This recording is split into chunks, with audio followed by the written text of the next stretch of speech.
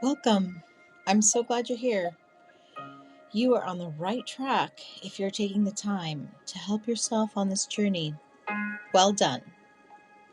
We are all busy people and are constantly multitasking. Our minds are full, but are they full of the right things?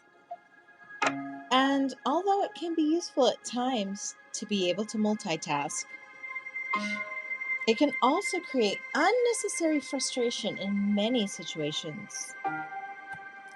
Now, mindfulness helps us to create a life where we are present for each precious moment. But what am I supposed to do? How do I do that? How can I go about creating this mindset? All right, so I don't usually do this. I don't usually say, oh, what does the dictionary say? But just to make sure that we are all on the same page here. The dictionary says that mindfulness is a state of being conscious or aware of something. Now, mindful.org says this is a space where, quote, the mind is fully attending to what's happening, to what you are doing, or to the space you're moving through. They go on to say mindfulness is a quality that every human being already possesses. It's not something you have to conjure up. You just have to learn how to access it. Well, we're going to get to that in a minute. But healthline.com states, quote, mindfulness can offer respite from a busy mind, though it takes conscious intention and regular practice, unquote. Now, I like that they said that because my mind is constantly going this way, that way, whether I want it to or not. It's being pulled in so many directions all the time, and I'm constantly juggling so many things. So I like how they say it can offer respite from a busy mind, meaning you can take a break from it. All right, so going back to what mindful.org says, that we already have this, that it's something that we already have. So if I already have this ability, how do I access it? Okay, so how do I get to Carnegie Hall? Practice, practice, practice. That's a little music humor from my former life. But the answer is the same for mindfulness. Practice, practice, practice. Let's say you're getting frustrated at work and you have this big project and everybody's pushing you to get it done. And you tell them, quote, I'm going to take a walk and I'm going to clear my head. So you head out the door. And what do? You pull out your phone, right? And you start going through your work emails that you haven't gotten to today because you've been so busy on this project. Now, just a quick question here. Do you think you're going to be able to clear your mind while looking at your work emails? No. So as you watch this video in this slide, what is this woman missing? What could she be missing as she's walking along looking at her work emails? The birds chirping, the feel of the breeze, the smell of the fresh pine air, the crisp, cool temperatures. This is not being mindful, and yet it's a typical scenario of our daily lives, trying to multitask, right? I'm going to give you another scenario. You walk in the house after work or from picking the kids up from school. You drop your purse or your wallet on the closest counter and your keys on top of the piano. And then Your phone rings and you answer it instinctively. Only at the same time, your 5-year-old starts telling you all about their day and is tugging on your shirt and asking for your attention. And so you have to tell your caller, let me call you back. And you turn your phone off, you place it down on the closest table next to you. And then you go about the moment, dealing with your child. Only an hour later, you go to look for your phone, to no avail. It's not anywhere to be found. Frustrating, right? Okay, this is where mindfulness comes into play. Although your attention was being pulled in several different directions when you first arrived home, if you train yourself to be mindful when placing your phone, your keys, your wallet, your purse, when you place them down, you will subconsciously know where it is when you go to retrieve that item. And I'll get to the how to do that in a minute. Okay, wait. What is it that I'm exactly supposed to be doing here to practice this? Mindful.org says, quote, practicing being mindful can be done while walking, standing, sitting, not necessarily recommended while lying down, as one usually falls asleep, but also, in short, you can take short pauses during your daily life and activities. Okay, so you might be telling yourself right now, I'm already mindful. My mind is full. Yes, right, I get that. The funny thing is, being mindful actually helps organize your thoughts. It takes them from being jumbled and chaotic and puts them in places in your mind where you can retrieve them and use them when you need them. But it takes practice. Again, being mindful is the opposite of being on autopilot. Okay, so how do I get myself trained to be mindful of what I am doing, what is going on around me, and how can I focus on my emotions that are needed in the moment instead of just exploding with whatever feelings I have at the time? How do I access this mindset I already have inside of me? Well, you can do it in many ways. Meditation is what most of us think of doing when practicing being mindful, which is a great way to practice mindfulness. And one of the ways I do myself. But that takes time. You have to find a quiet place, usually taking a seat, closing your eyes, spending a set amount of time at that task. But it doesn't have to be as set as that. The easiest and quickest way to get yourself into a mindset of awareness is to simply stop in the moment. I like to close my eyes, take a slow, deep breath in, and a slow, deep breath out, while focusing on said breath. That's the key here, though. You have to focus on the breath, not what's going on around you, not the thoughts trundling around in your head. You can also be mindful while walking, and especially while eating. I have found that mindful eating, in particular, is a lost art in the American life. Another way to practice being mindful is using guided imagery as a form of practice. Maybe you've heard the expression, just stop and smell the roses, right? That's actually a practice in being mindful. You are being aware of your surroundings, aware of your senses, and you are breathing deeply. There are other ways to practice being mindful. The Mayo Clinic states that, quote, simply being aware of your senses helps you to be mindful, also to be in the moment, and unquote. And another mindfulness practice is self-acceptance.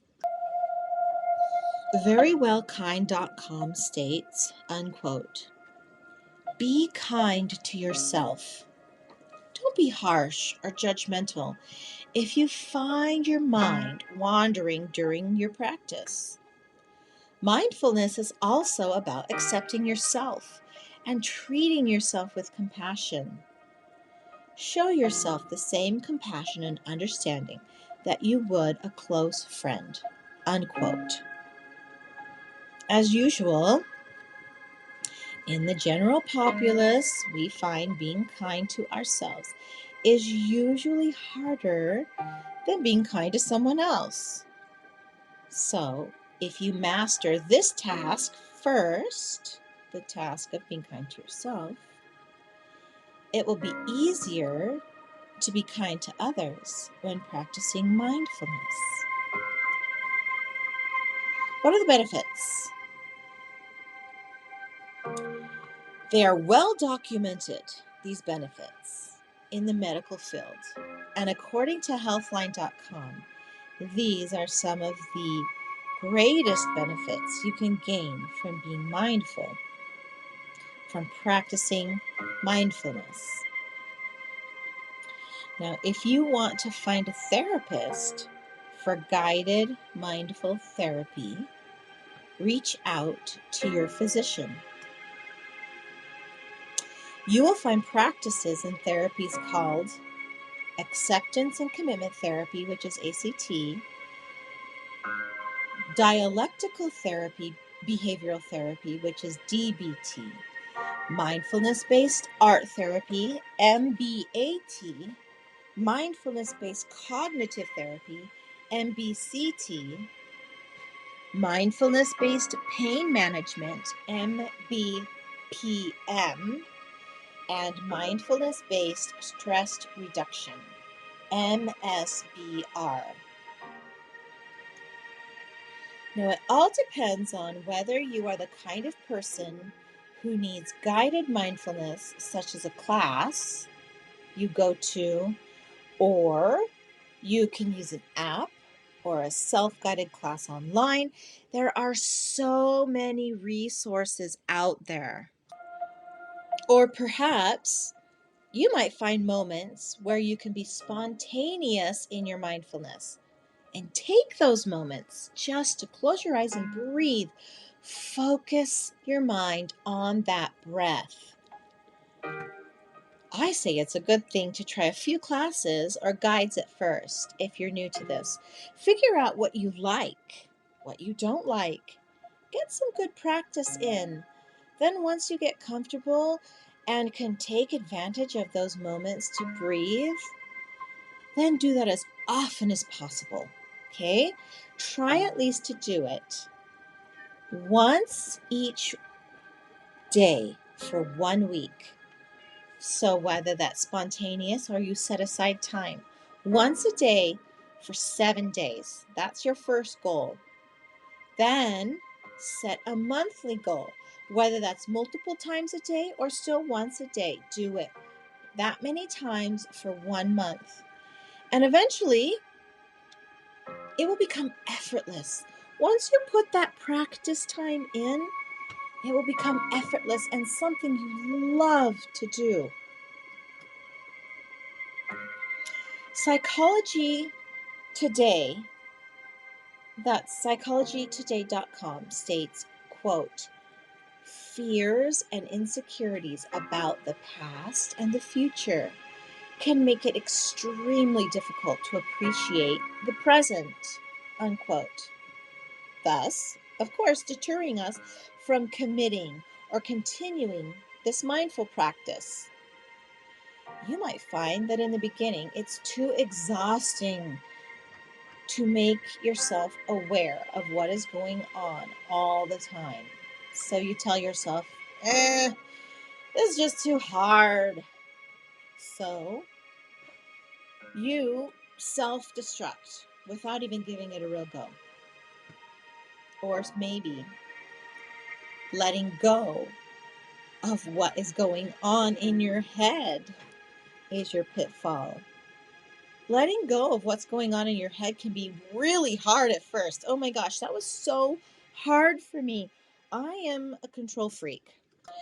So the thought of letting go of the control, even for a moment, was so scary for me. It was so frustrating. I was not kind to myself in the beginning.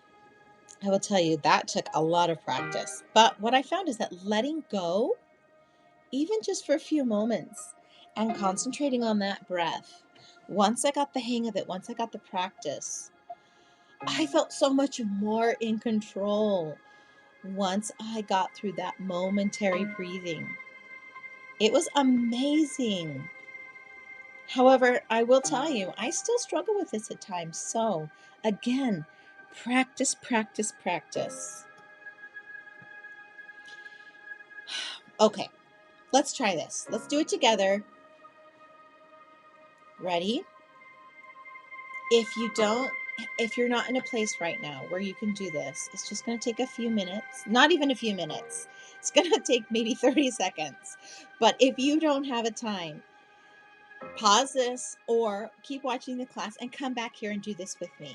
But if you're in a place right now, let's do this. Okay? Sit comfortably, or if you trust yourself not to sleep within 60 seconds, go ahead and lay down, get comfortable, close your eyes. That way you can block out everything else that's going on around you. Described in the Siva Sutras, which is believed to be written by a sage called Vasugupta. Okay, this is where this practice comes from. Let's try this together. No matter what you're doing,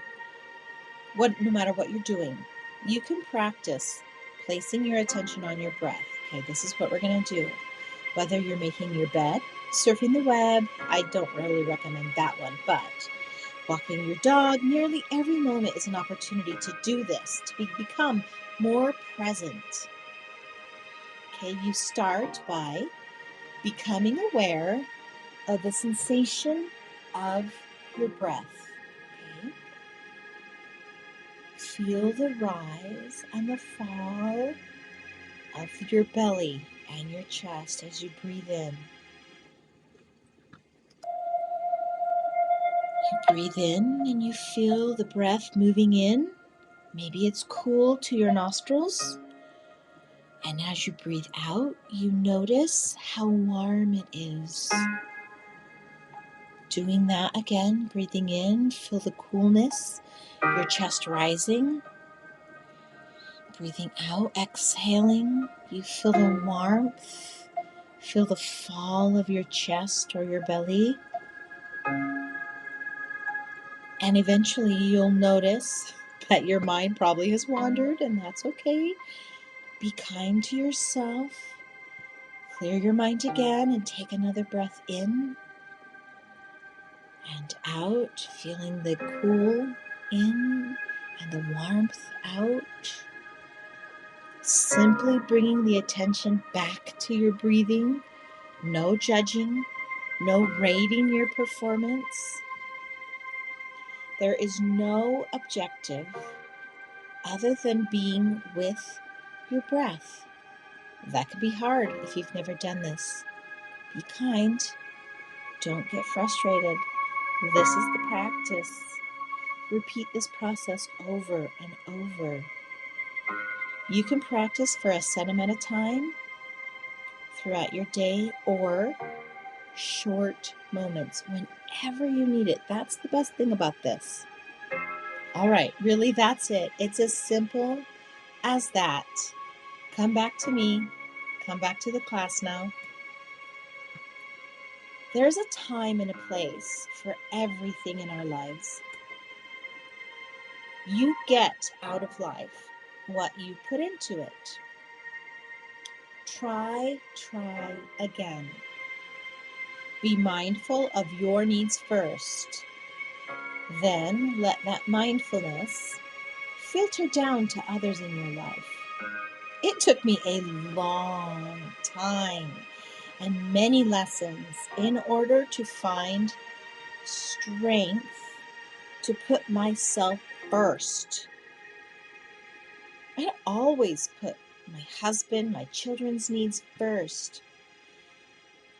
And sometimes in our society, this is what we're taught. But I would caution you on this, strongly caution you on this,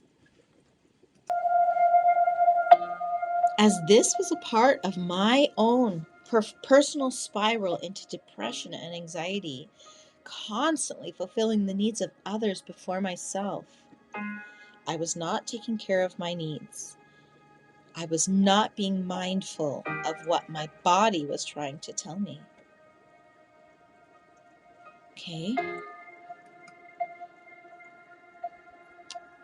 Now, when you are ready to make a specific plan for your needs, and you would like someone to coach you along, I'm ready for you. When you're ready, go to my blog and click in the coaching tab for a free consultation, and we can make a plan to set your goals in motion. Make sure you reference my resources pages on my blog. Go to unshamed.co, click on my resources page, and you're going to find one for mental health, self-care, and healthy living. There's a lot of good stuff in there. You can also find me on these social media sites. And please email me with your questions, your comments. I'd love to hear from you. If you like this class, you're going to find a lot more on my YouTube channel, Kathleen Ann Unshamed. If you subscribe, your support helps me so I can continue to provide these free classes. So please subscribe. And thank you. Thank you so much for taking time out for yourself. Thank you for finding time to join me in this class. I hope that you find time for yourself each day to become the person you want to be.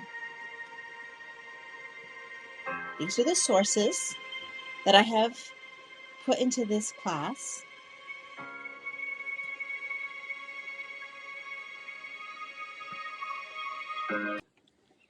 These are the rest of the resources. And again, remember, being mindful doesn't have to take a lot of time. Just be present in the moment. Be aware of your senses. Be mindful of the beauty and the grace and the ever-present wonderful things around you.